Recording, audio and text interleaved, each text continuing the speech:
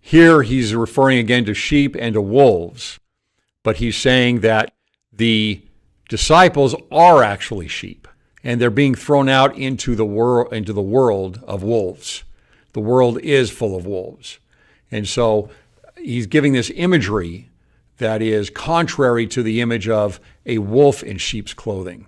And he follows up with that in verse 17 by saying, "But beware of men, for they will deliver you up to the councils, and they will scourge you in their synagogues." Why?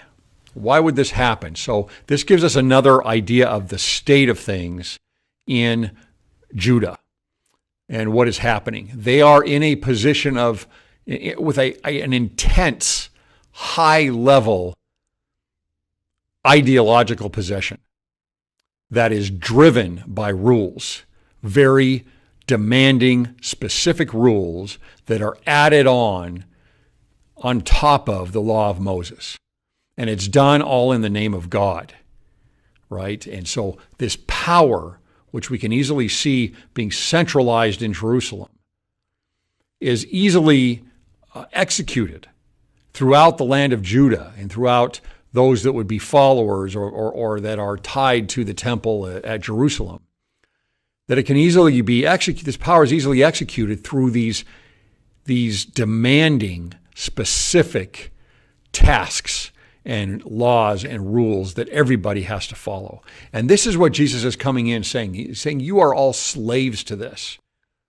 As you have been focused on the lower law, it has gotten worse and worse to the point where you are simply products of this lower law and you are slaves to it. And I am bringing you freedom from this. And I am bringing you a higher law and a higher level of thinking, a higher level of living, a higher level of hoping, and a higher level of knowledge that will help you escape out of these things. But those that have the power here are the wolves. And so they're not going to like that message, right? They want to hang on to the power that they have here. And Jesus is becoming a bigger and bigger threat very early on to that power structure that they have, which is based on what they are saying is a religious, God-like way of life. So that's hard to get out of, right? I mean, if that's the belief that this is, I'm doing what's right, all these tasks, everything that I'm doing, I must do because I'm perfecting myself and I'm doing what is obedient. That's a hard thing to change, a very hard thing to change, but that's what Jesus is attempting to do here. And then Jesus gives us a further idea of the dynamics, the power structure, and of the fabric of society in Judah. This is what he says in verse 21. And the brother shall deliver up the brother to death, and the father the child. This is the family snitch. And the father the child, and the children shall rise up against their parents and cause them to be put to death. How does this happen? What kind of a society does this happen in? The only place that this happens at this level of what he's saying is in an ideologically possessed society.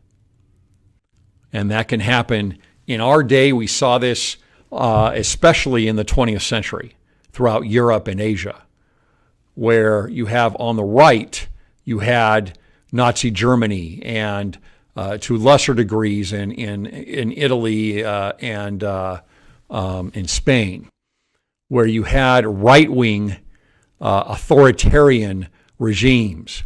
And how do they gain power and make sure that their ideology is followed? Well, it's kind of like what you basically do is you show how bad and evil anyone outside of your ideology is.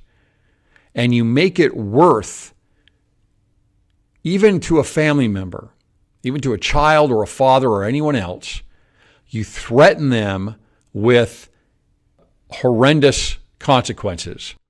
And you teach them and indoctrinate them that anybody that falls outside of this ideology is worthy of death or extreme punishment.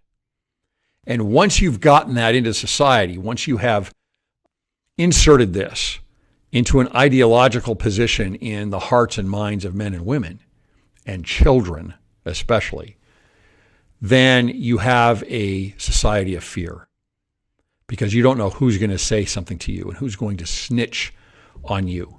And that's what's happening here in Jerusalem and Judah, is that, hey, if you're following something that Jesus is saying, if you're following him, maybe even those that may have even followed him at first would have been tortured or would have been shamed out of their villages, or would have been killed, would have been stoned to death, or who knows what else.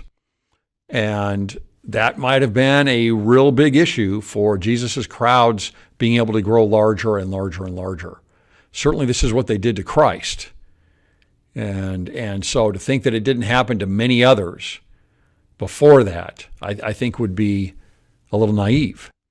And so he's saying that what will happen, and he's forewarning them. Of course, he's going to push forward with his message anyway, but he's forewarning them that children and parents and brothers and sisters and others will turn on their own in a society of fear. That's easy to do. And in a society of ideological possession, that is easy to do. You have the Nazis where, if you started saying something that was against Hitler or against the regime, then you had a great fear of being turned on, and that could happen by anyone. Because what would they do with the Hitler Youth and others? They would take the children. They would go to the children who have not had life experience yet, and they would teach them that their parents were evil. And then they would have them turn on them if they saw them do anything, and they became spies to their parents. The same thing happened on the left. So if you go to Lenin, and a lot of people will say that didn't happen with Lenin, it did happen very fiercely with Lenin. It especially happened with Stalin later on. It happened with Mao in China. It happened with Pol Pot. It happened with Castro, right? Where if you were not on board with things, then you're in trouble. And even your closest relatives might turn on you and snitch on you. So that's what Judah is about at this time.